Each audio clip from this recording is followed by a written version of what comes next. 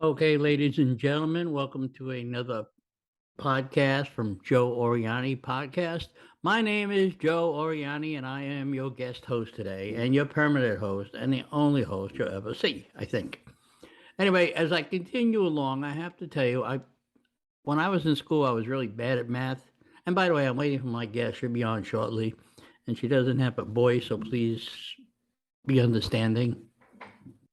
But anyway, when I was in school, my worst subject was math. However, the other day I was sitting there thinking, I've done, say 17, 18 podcasts, a lot of them with guests. And I wondered if each one of them guests had 5 people, 10 people they could possibly know that may have something to say or want to share some story in their life. Or if 10 people knew another 10 people. That's a lot of people. There's over 3 billion, 5 billion, whatever it is in the world. I told you my math wasn't good. There's got to be people who have a story to tell. I know you may not think you're worth it, but you'd be really surprised. Anyway, I have no subjects after this week, no interviews, and I really don't want to do politics, but that's what's going to happen because it'll be after the election, I think. I may have to do this next one, the following Wednesday morning. So if you have any topics you'd like me to discuss and get my opinion on, or if you know anybody who, I don't know, committed murder, become a pope, whatever it may be, send me a message on Joe Oriani Podcast at yahoo.com. Again, I know my math isn't good, but there are a lot of people out there. And I know once I get into politics, I am pretty sure I'll lose 50% of the people that do follow me. They tell me it takes about a year or two to get your followers to where you want them. But I guess at 72 years old, every year counts. So I'm just impatient a little. So anyway, all right, I'm waiting for my guest. And when she comes on, her name is Katie Smith, and we will be talking to her.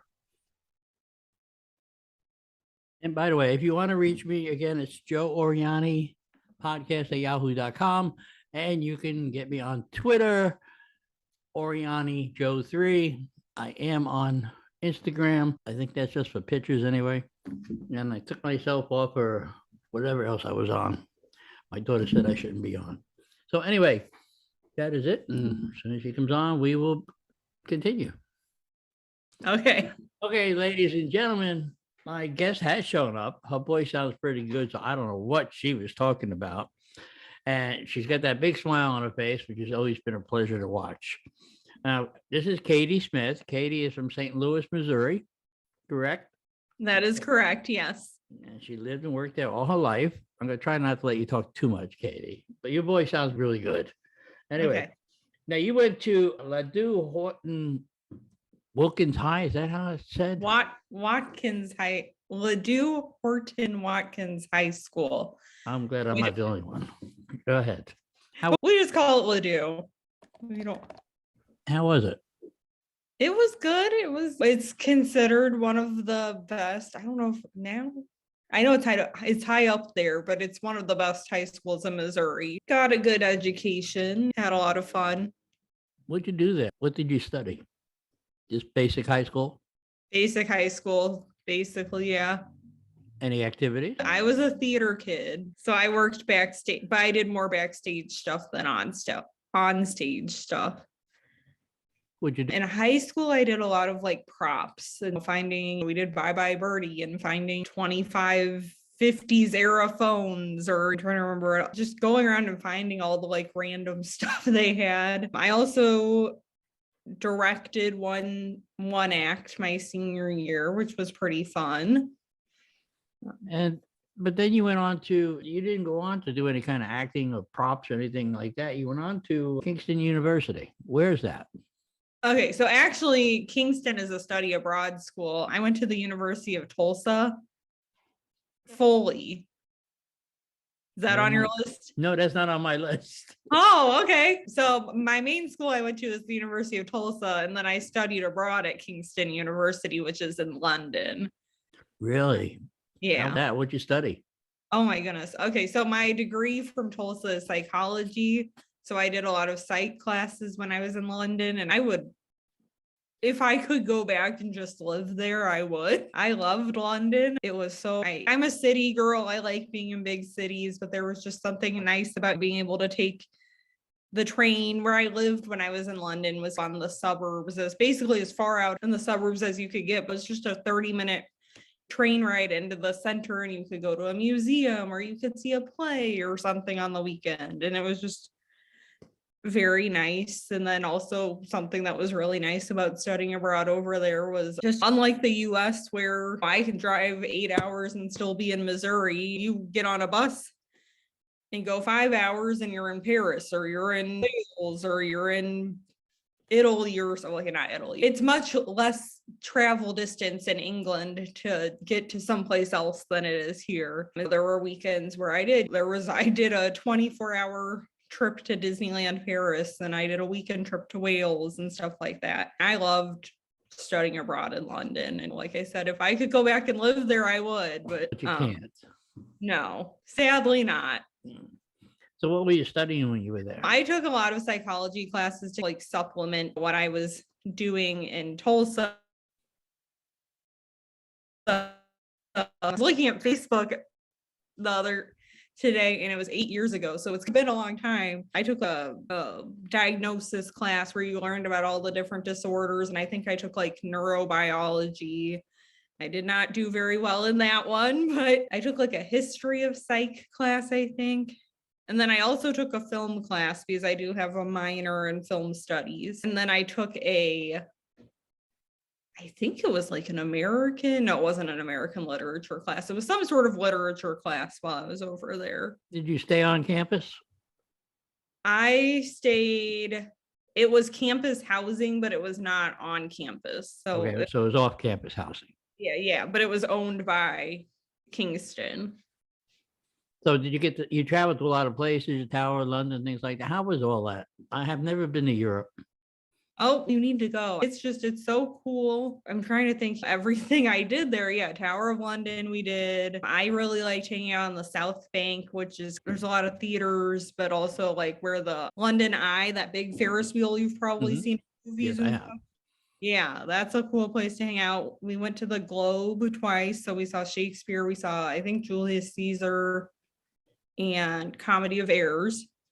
And that was a lot of fun. And when we had to stand for about 3 hours, because if you don't pay for the expensive seats, you have to stand and watch the shows. And then like I would go to the British Museum, or the Tate Modern is a big modern art museum there, and just find there's always something to do on the weekends and just touring around. Did you get to Italy? I did not get to Italy. Oh, it's a shame. But you got to France. I did. You got to Paris. I did. I only went for about 24 hours because I went there when I was little, so I had seen all of the stuff. So I only went when I was studying abroad. I only went specifically to go to Disneyland Paris. It wasn't that important? I had seen it before because I went with my family when I was about 5, maybe. Oh, I would think that the Eiffel Tower when you're a little older would mean a little bit more. Yeah, I'm a Disney person, Joe. Yes, I do. So how was Disneyland Paris? I know that they're building it up a lot now. When I was there about 8 years ago, it was pretty depressing. I was there, like so in the UK, the weekend, so they don't really do Halloween. I mean, they do Halloween, but they don't do it how we do in the States. But the week after that is usually a week off of school, because then you have Guy Fawkes Day and stuff like that. So I think I went on like a Thursday. I went in the middle of the week, and there was like really nobody at Disneyland Paris. And there was like, it was just gray and rainy. You didn't have to wait for anything, which was nice, but there really wasn't that much to do. Like I said, I know they've built it up, or they're working on building it up more, but I know I went to Pizza Planet for lunch there, and that one, yeah, that one is definitely closed down now. But it was fun. It was the first place I rode the Remy's Adventure, the one that just opened in Epcot. They have one over in Disneyland Paris, and I rode it way before everybody else did. You got a head start. Yeah. Let's back up for 1 minute. Why did they get a week off? November 5th for them is, it's technically Guy Fawkes night or whatever, but there's Who is he? oh, Joe, you're asking me to know more about British history than I do. You don't know the answer, that's fine. I'll have to look it up. Yeah, it's revolution. It's also Bonfire Night's the actual like name of it. He was a revolutionary. That's all I can really tell you. Yeah, but don't they know that British lost the war? Yeah. So, anyway, so before I get to your master's degree, I want to ask you a question. Actually, two. The first question is, what made you decide to go in that field?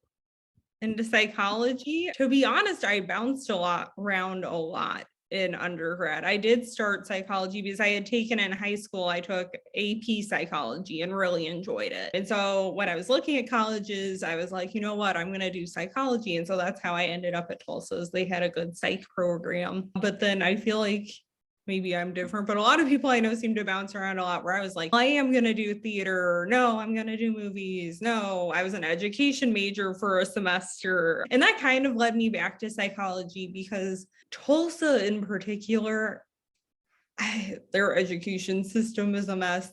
When I was there, they were shutting down schools and just merging them together. So my semester where I was an education major, they put me in a room of, I believe it was 31 second graders. Wow. Yeah. And I said, I love kids, but I cannot handle 31 of them. So I decided I wanted to do something more like one-on-one or small groups. And so my idea was that I would go and start doing like child psychology or working with kids that way. And it's also just a degree you can do a lot with. You're not stuck to, if you're an education major, you're a teacher. If you're an engineering major, you're an engineer. But there's a lot of different fields you can go into with a psychology degree. Okay, now, Katie, how did you, like I said, before you get to your master's, I have one more question. How did you wind up in a Disney CP program?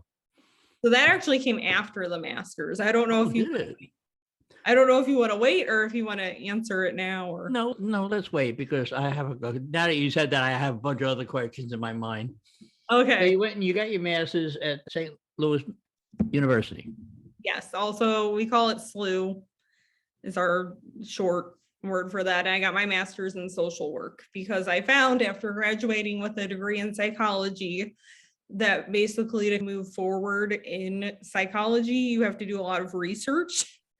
And I am not good at math. That's literally, I will tell people all the time, one of the reasons I became a social worker is so I don't have to do math. But like, I also just wasn't really interested in the research side of things. I'm much more, I want to sit and talk with you. I don't want to be studying you in a lab or whatever. And SLU is one of the less, there are some more social work programs that are more research focused, but SLU is more community focused. And it was a really great program. And I think it helped me a lot with getting to where I wanted to go. And what'd you get your master's in? Social work. Okay. You talk about being in a lab. That's where I should be being studied, but that's another issue. So anyway, you went and you got that. And then how did you wind up as a CP? I don't understand that. You already had your master's. Why don't you just go to work? Yeah. So I had found out, I'm trying to remember how I found out about the CP program. So I did find out about it too late. I found out about it, I think because you can do it like up to a semester after you graduate. So I found out about it like a year after I graduated undergrad. And I grew up loving Disney. I've got all the songs memorized. I'm a child of the 90s, peak Disney era. I had a really good friend who I met through doing theater now that I've started doing theater again as an adult, who had done her DCP and I just loved it. Like, most amazing experience. And so as I was getting ready to graduate grad school, I was like, you know what, I'm just going to apply. I'm a graduate student. It's really focused more on undergrad. They probably won't take me. And somehow I ended up doing it. And I just took it as like you're young. This is your last fun thing to do before going out and having to face the real world. Go work for Disney for a few months. And how did you, I'm not going to ask you how you liked it because I know how you liked it. I know you got to meet some really nice people. Yes. Like you. Like me. Thank you. That's a nice compliment. I don't get that too often. It was nice meeting you too. And you showed up a few months ago and I was really happy when you told me what you do for a living. Because I didn't know that. It's changed now too. I've changed jobs, I think, since we met. Oh, really? I believe when I saw you, I was still working as a child abuse investigator, right? Yeah, Yeah. you just said social work. You didn't say too much. Oh, I didn't say, okay. Yeah, so I was at that period of time, I was working for the state of Missouri as a child abuse investigator. And then I've recently changed to work for a nonprofit with women who have experienced domestic violence. Oh, that's got to be tough. It is, but it's something that I feel called to help. Yeah, but don't you go home at night and just, I know you can't be feeling sorry for everybody, but you do. And you relive what they tell you constantly. That's got to be stressful. I used to go to not a psychiatrist. I go to a psychiatrist now, but I used to go to what do you call them things? But anyway, underneath the psychologist, not a psychiatrist, psychologist. And me and him used to get into these discussions, and he would sit there and say to me, he had to go for treatment because he dealt with veterans. And every Saturday, 12 o'clock, he scheduled his own appointment with his own psychologist. So that just to release some of that stuff. How do you handle that? I will say this job that I'm in now is not as much stressful because the women I'm working with are women who have escaped and they do have their own traumas, but I'm not being overloaded with a lot of heavy stuff like I did when I was a child abuse investigator. A lot of it is I did see a counselor for a while. I'm a fan of counseling no matter what, even if you have nothing going on. I think it's good to just have someone to talk to. I actually need to get back into it just to have someone to talk to. But a big part of it, I think, was getting support from your coworkers and going to someone and being like, hey, this is weighing really heavily on me. Can I talk to you or can I process it with you? Having a great supervisor in both jobs, I've had a really great supervisor that I can talk to through things. And then just finding that kind of something I feel like mastered a lot of is getting a really good kind of barrier between work life and home life. So it's something that definitely took a lot of learning and I had to master the skill because when I was a young social worker who's just starting out, I would be taking phone calls at 9:50 at night. And now it's also the change of job where they're like, okay, you are off at 5. You do not need to be picking up your phone. But coming home and cooking dinner and just watching something happy on TV or going out to dinner with friends or something like that. Having those things where I'm almost distracted. So I'm not dwelling in whatever I've been told that day or thinking about it. Yeah, I agree. Everybody should have somebody to talk to. My psychologist, VA moved from somewhere else. And then I got another guy, me and him fought. We literally argued because he told me I had anger issues. I told him he was nuts. So anyway, so now they send me a shrink because I still suffer from PTSD 40, 50 years later. And I still suffer from depression, things like that. But I say that if you look back, Haley, right? Little short girl. I don't think so. Anyway, if you go back and you look at one of the podcasts I had with her, and it's called Into the Darkness. We talk about that and how she doesn't get help. And at the end, I say everybody should seek help. Period. You can't do things on your own. I learned that it's impossible. Oh no, I agree. Go ahead. I definitely feel like I always tell people, and like I said, I need to work on practicing it again. Part of it is when I switched jobs, I ended stuff with my counselor because it was through my old job. So I need to find a new one. But I think it's nice even just when there's nothing going on because it's better to have that relationship set up when there's nothing going on. So when you are in that crisis mode or you're in a darker spot, you're not entering into a new counseling relationship where maybe you don't have that rapport built up. It's better to have someone and trust already. Yeah, I agree. Absolutely 100%. Matter of fact, a while back, there was a leader who was being transferred. He didn't want to be a leader anymore. And it was just as Afghanistan was ending. And he was very upset over how it went. And I explained to him, give me a call anytime you want to talk. Sometimes you just need somebody to talk to. You can have a wife, you can have a husband, you can have a boyfriend, girlfriend. It's not the same. It's like you don't tell them everything because you don't feel like you want to. You're changing something. Yeah. And I hope you're not psychoanalyzing me because it's a waste of time. I'm not. That's the one thing they teach us in school is don't psychoanalyze your friends or your. Have you watched any of my podcasts?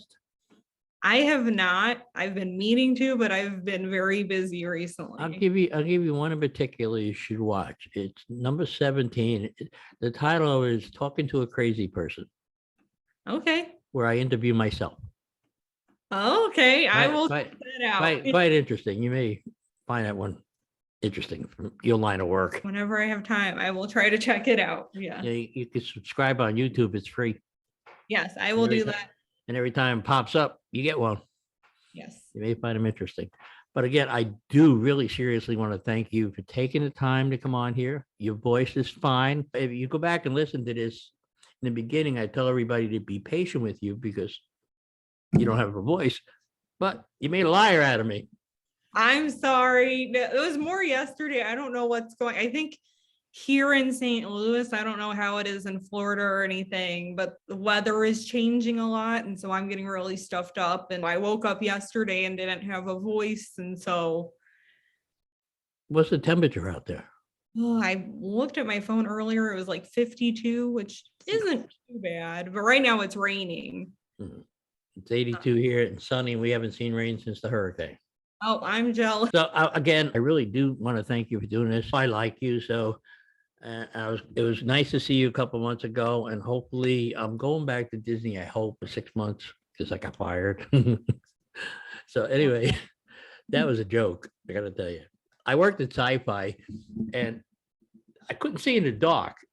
So I transposed a seat here and there. So they gave me a counseling the first time, coaching, but the leader didn't like me because I argued with her over the milkshakes because I said they're not real milkshakes. I argued over her changing the rules from what I was taught. And the last day, I remember I was sitting there with the shop steward, and she says, "You're not a fit." I said to her, I was gonna retire October 8th. She goes, "Not a fit." Okay, fine, whatever, lady. You'll put me somewhere else for the next 2 weeks. Nope. And I kept saying in that meeting, let me get this straight. Today, I almost didn't seat somebody right. I almost didn't seat somebody. I almost didn't seat somebody, but I sat him right. She goes, "Yeah." She did me a favor. I collected unemployment. I'm fine. Six extra weeks of pay or whatever it is, 13 weeks. So anyway, so that's that. I'm gonna try to get back to Pizza Rizzo's because I like having fun there. I did tell you the last time you were there, I wrote a song, didn't I? You did tell me that. Yes. Yes, Meat Lover song, but I'm not gonna sing it for you now. Okay. But when I come visit you. Yes, when you come visit. Again, Katie, thank you very much. I wish you luck in whatever you do, and make sure you do get that counseling and take care of you. Look, I'm telling you what to do. Get that counseling because it's a lot easier to share that stuff than it is anything else. Yeah. Yeah. Because despite the fact they tell you off at 5 o'clock, it's got to weigh on your mind because some of them domestic abuses are, and I don't even like to think about them. But again, thank you, and I appreciate it. And thank you, Katie. Bye. Talk to you later. Thank you. Bye.